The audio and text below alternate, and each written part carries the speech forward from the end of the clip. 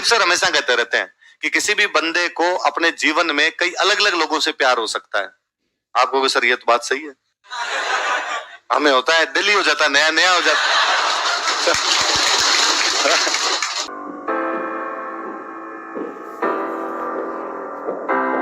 हाँ, तो राजस्थान में शहर एक ही है, जयपुर है ना, बाकी राजस्थान में शहर है ही नहीं।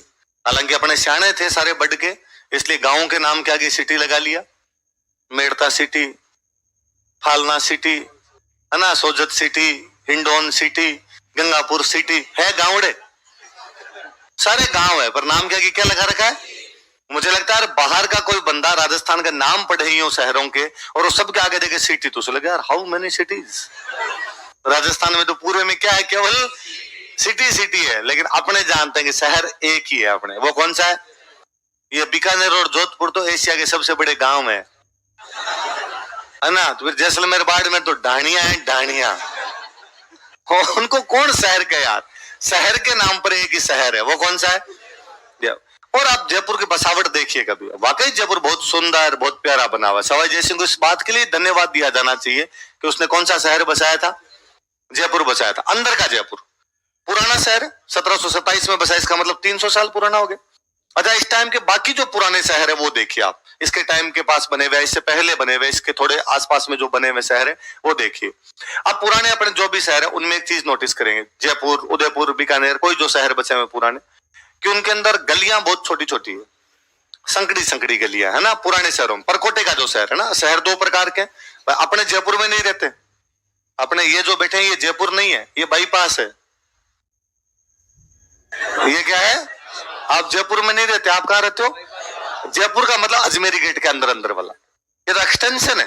ये तो शहर क्या हुआ, जनसंख्या बढ़ती चली गई तो लोग बाहर आते चले गए। यूं तो अब सांगानेर पहले अलग गांव था, सांगानेर पहले अलग गांव, अब सांगानेर इसके अंदर शामिल हो गया। ये सारे गांवड़े थे पहले। टोंक फाटक का नाम है रूपरामपुरा। टोंक फाटक का क्या नाम है? तो मुझे याद है एक बार हमारे साथ वालों का एग्जाम का सेंटर आ गया कि राजकीय माध्यमिक विद्यालय रूपरामपुरा। अब हम यार पूछ पूछ के मर गए सबसे कि रूपरामपुरा कहाँ है, रूपरामपुरा कोई नहीं यार, ये तो पता ही नहीं यार। जयपुर में एड्रेस जयपुर का है कि नहीं पता, नहीं पता। फिर फाइनली किसी ने बताया कि टोंक फाटक के अंदर घुसते ही स्कूल है ना, मतलब टोंक फाटक के अंदर घुसते 100 मीटर पर स्कूल है, उसका नाम राजकीय माध्यमिक विद्यालय रूपरामपुरा है। इस जगह का नाम पहले रूपरामपुरा हुआ करता था। अपने जो भी बेटे थे गांवड़े थे, बाद में धीरे धीरे जयपुर बढ़ा है तो अंदर आ गया। बाकी जो अंदर का जयपुर है, परकोटे का जयपुर है, शहर का मतलब वो है। तो अपने पुराने जो परकोटे के शहर है उनकी गलियां बहुत संकड़ी संकड़ी, मतलब इतनी संकड़ी संकड़ी गलियां मिलेगी आपको कि आप बाइक लेके घुस गए, सामने से बाइक आ गई तो 2 किलो, 2 बाइकें एक साथ तो गुजरे। कारण है कि भाई जब वो शहर बसाया गया था तब जनसंख्या इतनी नहीं थी, गाड़ी घोड़े भी नहीं थे, तो किसने सोचा होगा कि यार गाड़ी घोड़ों के लिए भी जगह होनी चाहिए, गलियां थोड़ी चौड़ी होनी चाहिए, इस प्रकार की कोई भी बात सोच ही नहीं रहा था। आप सोच के देखिए कि जयपुर आज के 300 साल पहले बना था और तब भी गाड़ी घोड़े तो नहीं थे, उसके बावजूद जयपुर में चौड़ा रास्ता है। कौन सा रास्ता है? और चौड़ा रास्ता की हालत यह है कि 2 गाड़ियां इधर और 2 गाड़ियां इधर चल सकती है। अब तो दुकान वालों ने अतिक्रमण कर लिया, दुकान वाले आगे बढ़ने लगे, अपनी किताबें आगे जचाने लग गए, सामान आगे जचाने लग गए। आप दुकानों को दुकानों तक सीमित कर दो, फिर आप 2 गाड़ियां आराम, 2 कार इधर चलाओ, 2 कार इधर चलाओ, मतलब 4 लेन हाईवे है।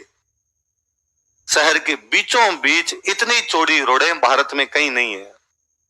जो पुराने शहर है, लोग कहते हैं साहब चंडीगढ़ को देख लो आप, अरे चंडीगढ़ 1950 में बसा है, आजादी के बाद बसा है, तब तो सबको ही पता था शहर कैसे बनाना है।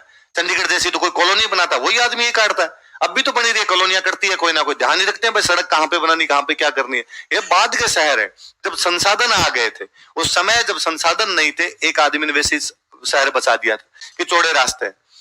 भारत में या तो सिंधु घाटी सभ्यता में मिलता है कि सारी की सारी सड़कें जो थी वो 90 डिग्री के एंगल पे जाके काटती, और सारी की सारी सड़कें जो थी वो मेन रोड में जाके मिलती।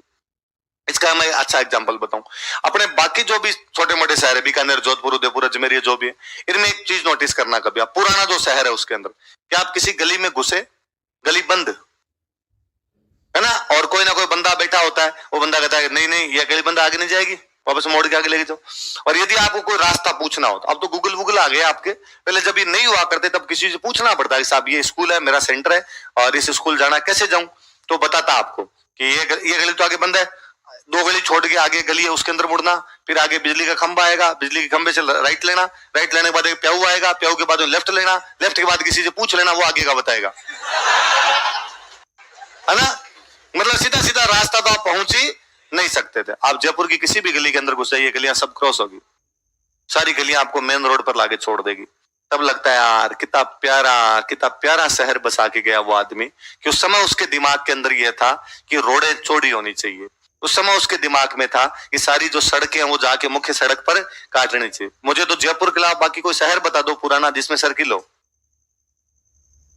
सर्किल कौन जानता था यार, सर्किल नाम की चीज होती है। इसमें छोटी चौपड़ और बड़ी चौपड़ उस समय बनाए गए थे, इतने बड़े बड़े सर्किल बनाए गए थे कि अभी 2-3 साल पहले इन सर्किल को छोटा करना पड़ा।